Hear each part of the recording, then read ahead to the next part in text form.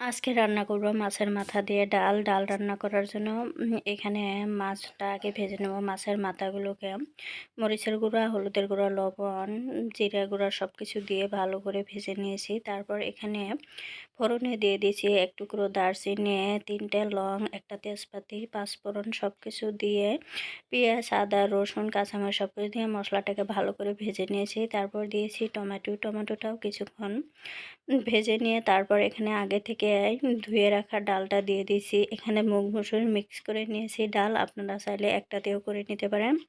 ডালটা দিয়ে হলুদের গুঁড়া, মরিচের গুঁড়া, লবণ, ধনিয়া গুঁড়া, জিরা গুঁড়া সব কিছু দিয়ে ডালটাকে অনেকটা সময় নিয়ে ভালো করে কষিয়ে নিব।